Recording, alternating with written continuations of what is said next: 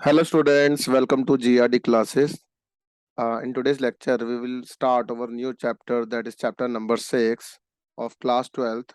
This is class 12th का आज हम chapter number 6 पढ़ रहे हैं, जिसे हम इलेक्ट्रोमैग्नेटिक इंडक्शन कहते हैं।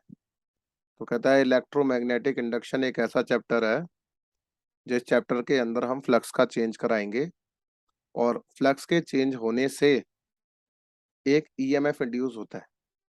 अब ये ईएमएफ आपने वर्ड क्लास 12th में ही चैप्टर नंबर 3 में पढ़ा था, जिसमें आपने पोटेंशियल डिफरेंस और ईएमएफ के बीच में डिफरेंस क्रिएट किया था।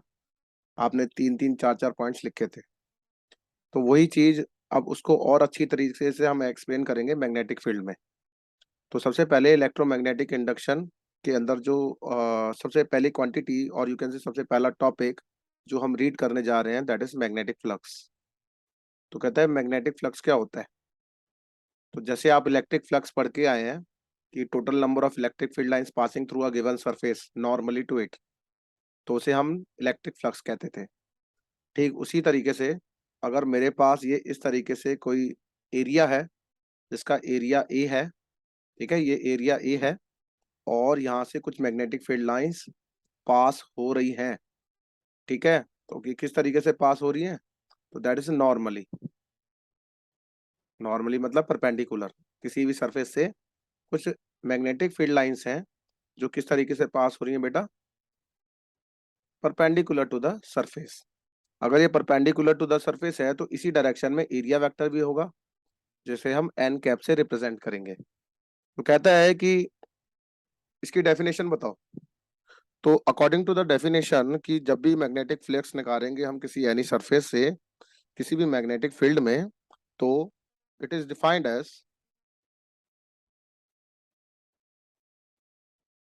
Total number of magnetic field lines, magnetic field lines of force crossing और you can say passing, crossing to a given surface normally. Normally मतलब परपेंडिकुलर। तो इस लाइन का भी बहुत, इस वर्ड का बहुत इंपॉर्टेंट मीनिंग है इस डेफिनेशन में। तो जैसे आपने इलेक्ट्रिक फील्ड में आपने रीड किया था कि ई ए कॉस थीटा वहां पर फ्लक्स बनता था, ठीक उसी तरीके से अगर मान लिया जाए ये एक एरिया है, सर्कुलर पार्ट है जिसका normal vector N cap area vector इस डायरेक्शन में है और इसका मैग्नेटिक फील्ड की डायरेक्शन ये है, दिस इज बी। तो normal that is area vector और मैग्नेटिक फील्ड में एक एंगल है दैट इज थीटा, ठीक है। ये क्या है, थीटा, और ये क्या है बेटा हमारे पास एरिया ए है। तो इनके बीच में जो फ्लक्स बनेगा that is phi B. Phi B से रिप्रेजेंट करेंगे हम मैग्नेटिक फ्लक्स को और वो जो होगा बी ए कॉस थीटा के बराबर होता है, ठीक है। क्योंकि हम चैप्टर फर्स्ट में हम रीड कर चुके हैं इलेक्ट्रिक फ्लक्स, तो मैंने वहीं से डायरेक्ट लिखा है that is B A cos theta. Electric field की जगह मैग्नेटिक फील्ड का सिंबल यूज किया है। ओके, अच्छा अब ये कहता है कि है ना phi B which is equals to B vector dot of A vector की बराबर है।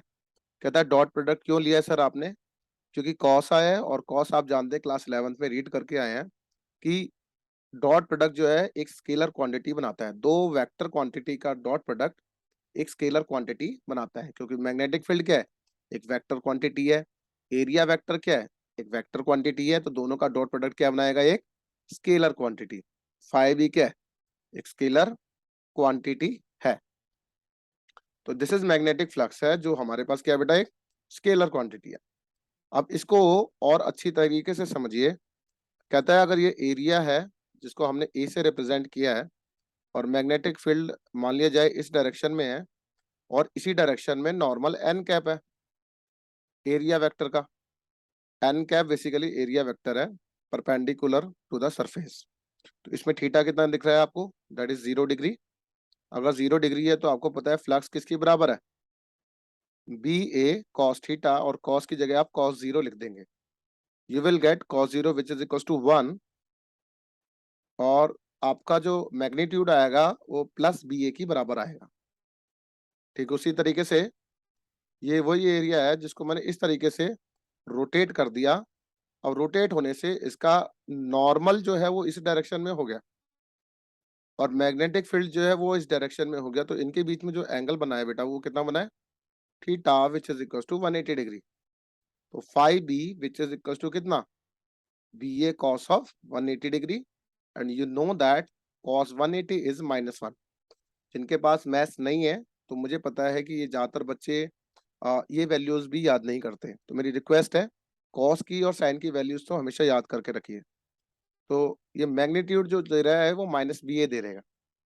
अब मैंने इस एरिया को, जो ये मेरे पास सर्कुलर एरिया है, इसका नॉर्मल एन कैप इस तरीके से बनाया और मैग्नेटिक फील्ड को एक ही डायरेक्शन में रखा है। इनके बीच का जो थीटा है वो 90 डिग्री हो गया। तो इस बार जो फ्लक्स की वैल्यू होगी, क्योंकि थीटा 90 डिग्री है, तो ये बन जाएगा B A cos of 90 degree, and you know that cos 90 जो होता है वो 0 होता है। तो यहाँ पर जो मेरे पास मैग्नीट्यूड बन के आ रहा है वो 0 आएगा। तो इस तरीके से मैंने मैग्नेटिक फ्लक्स के 3 तरीके से मैग्नेटिक फ्लक्स को एरिया वेक्टर को चेंज कर करके मैंने मैग्नेटिक फ्लक्स निकाला है। तो अगर आपको यहाँ तक क्लियर होता है तो नेक्स्ट है, कहता है कि इसकी यूनिट भी होती है, क्योंकि फाइव बी अभी आपको पता है किसके बराबर आया, बी ए कॉस थीटा, और अगर cos 0 मैक्सिमम मैग्नेटिक फ्लक्स चाहिए तो वो बी ए की बराबर है। क्लियर? तो अगर ये इतने की बराबर है तो ऐसा यूनिट जो मैग्नेटिक फ्लक्स की है हमारे पास, तो ऐसा यूनिट भी याद रखनी है, ये आपसे एग्जाम में पूछी जा सकती है। तो मैग्नेटिक फ्लक्स की जो ऐसा यूनिट है वो वेबर होती है। क्या होती है बेटा? वेबर। तो वेबर है WEBER, और इसका सिंबल है दैट इज WB। तो WB से हमने इसको रिप्रेजेंट किया है, तो ये याद रखिएगा, that is called weber. Okay. और बी से मैग्नेटिक फील्ड की यूनिट टेस्ला है, और एरिया के लिए हम मीटर स्क्वायर लिखेंगे। तो कहता है कि एक वेबर, और यू कैन से 1 वेबर जो है 1 टेस्ला मीटर स्क्वायर की भी बराबर है।